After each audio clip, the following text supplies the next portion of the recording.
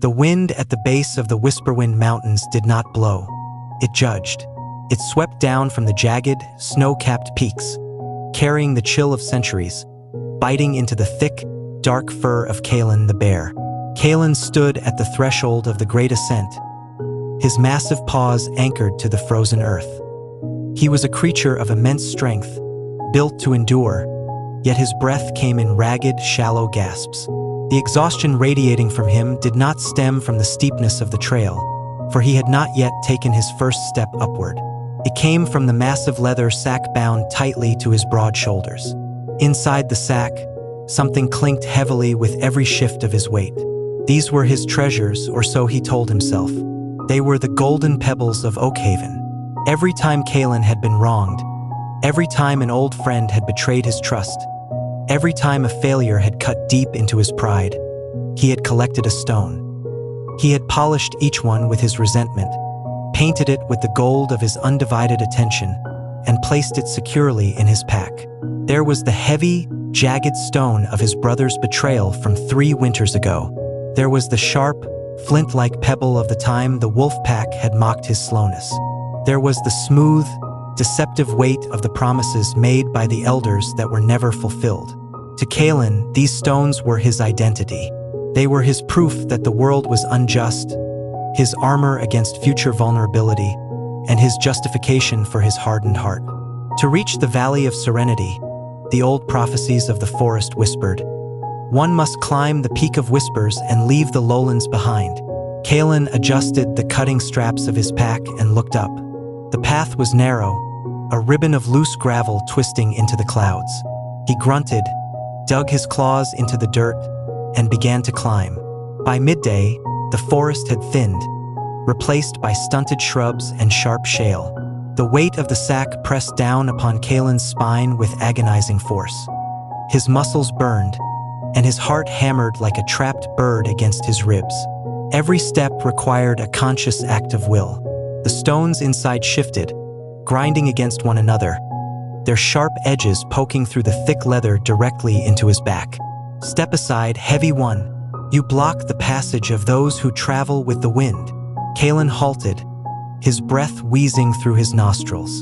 Leaping gracefully from a ledge above was Tenzin, a mountain goat with a coat as white as the alpine snow and eyes that held the clarity of a high mountain lake.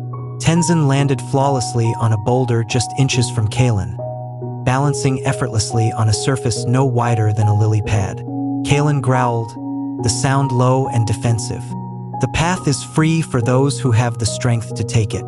Go around me, goat. Tenzin tilted his head, his gaze falling upon the monstrous, bulging sack on Kaleen's back. Strength? Master Bear, you possess the muscle to uproot an oak, yet you crawl up this mountain like a dying beetle. What is in that bundle that commands so much of your life? My history, Kaleen snapped, his voice tight with strain. My justifications, the debts the world owes me. I carry the truth of what has been done to me, so I never forget. Tenzin laughed, a bright, ringing sound that echoed off the canyon walls. You carry a graveyard, Kaleen. The mountain does not care about your history. It only cares about your weight. If you do not empty your pack, the ridge at the Devil's Cleaver will claim you. Good luck, walking mountain. You will need it. With a single, fluid bound, Tenzin vanished up the vertical cliff face, disappearing into the mist like a breath of wind. Kaleen watched him go, a bitter taste in his mouth. The goat is foolish, he thought, hardening his resolve. He travels light because he has nothing of substance. He does not understand the value of justice. Kaleen pressed onward. The air grew thinner, colder, and sharper. The sun began its descent, casting long, bruised shadows across the ravines. The trail narrowed until it was barely wide enough for his massive frame. To his left was a solid wall of unforgiving granite. To his right, a sheer drop into a bottomless abyss filled with swirling gray clouds. By evening, Kaleen reached a small, windswept plateau known as the Traveler's Rest. His legs were trembling violently. He collapsed onto the cold stone, unable to even untie the straps of his burden. He lay there, pinned to the earth by his own choices, staring blankly at the sky. "The stars are beautiful tonight, are they not? But I suppose it is hard to see them when your face is buried in the dust." Kaleen slowly turned his massive head. Sitting near a small, flickering fire in the center of the plateau was an ancient tortoise named Maro. Maro's shell was cracked and worn, etched with the patterns of 1,000 journeys. He was boiling a pot of pine needle tea, the fragrant steam rising softly into the night air. "I have no time for philosophy, old one," Kaleen groaned, his voice hoarse. "I am exhausted." "No," Maro corrected gently, pouring a cup of the steaming liquid.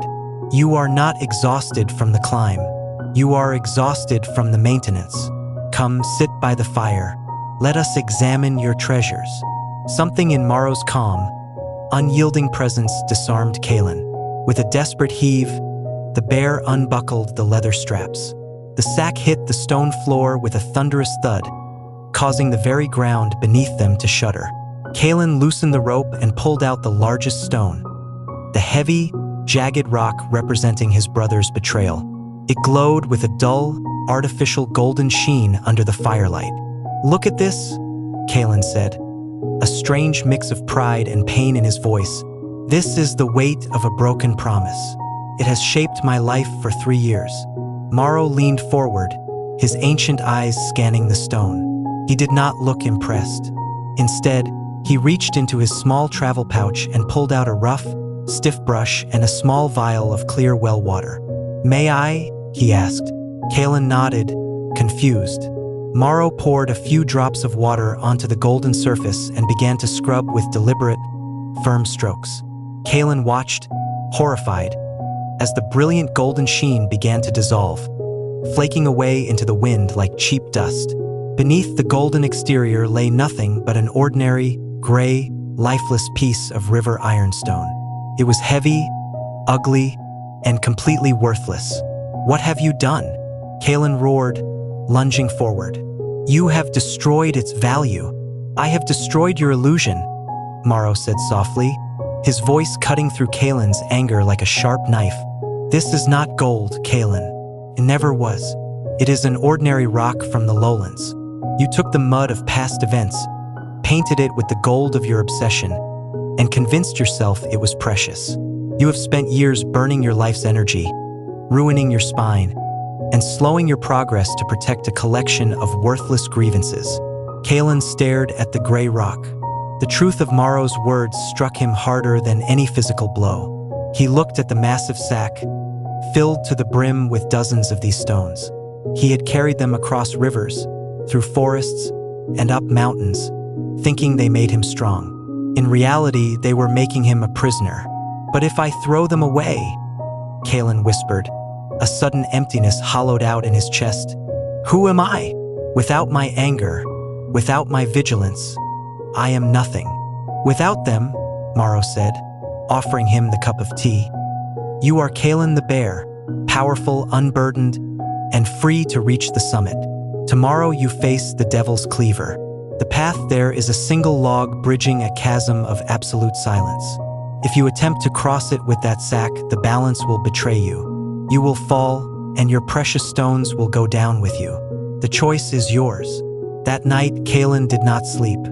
He sat by the dying embers of the fire, staring at the sack. He reached in and touched the stones. He remembered the anger that had birthed each one. It felt comfortable, felt familiar. To let them go felt like letting the people who had wronged him win.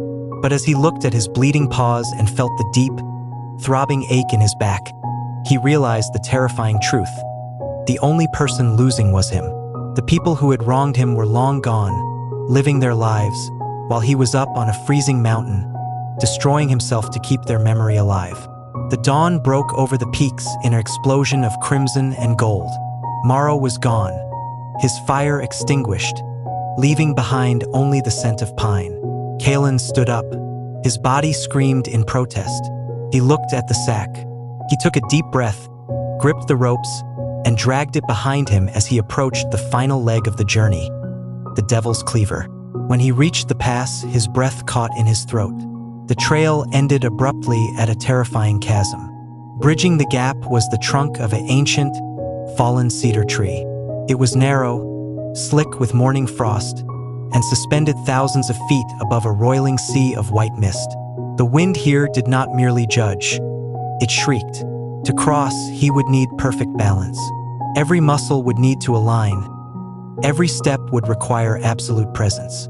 Kaleen took a step toward the log, dragging the heavy sack. The moment the extra weight shifted onto his back, his rear paw slipped on the icy edge. A shower of loose gravel cascaded into the abyss, vanishing without a sound. Kaleen threw himself backward onto the solid ledge, his heart pounding frantically. He could not cross with the sack. It was mathematically, physically impossible. He stood at the ultimate crossroads of his existence. To turn back meant returning to the lowlands, forever trapped in the valley of resentment, carrying a burden that would eventually crush him completely. To go forward meant letting go of his past. Kaleen looked down at the leather sack. He reached out with his massive claws and sliced the ropes holding it to his body. The sudden release of tension was so profound that he almost fell backward from the sheer lightness of his own frame. He took the sack in his jaws, dragged it to the very edge of the cliff, and looked inside one last time. He saw the ironstones, stripped of their false gold. With a powerful heave of his massive neck, Kaleen flung the sack into the abyss. It plummeted through the air, turning over and over, until it disappeared into the thick blankets of mist below. No sound of it hitting the bottom ever returned. It was gone, absorbed by the mountain, forgotten by the earth. Kaleen stood on the edge, breathing deeply. For the first time in years, his chest fully expanded. His lungs filled with the pure, untainted alpine air. He felt incredibly light, almost weightless, as if the wind itself was lifting his paws. He stepped onto the frozen cedar log. His balance was true. Without the erratic, shifting weight of his grievances, his body remembered its natural strength. He moved with a deliberate, steady grace that mirrored the mountain goat. One step, 2 steps. The wind roared, trying to push him off, but he was like a reed, flexible, empty, and unyielding.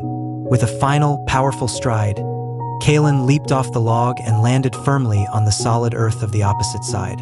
He had crossed the Devil's Cleaver. Before him lay the Valley of Serenity. It was a land of eternal spring, where crystal rivers flowed through meadows of vibrant wildflowers, and the air was filled with the music of birdsong.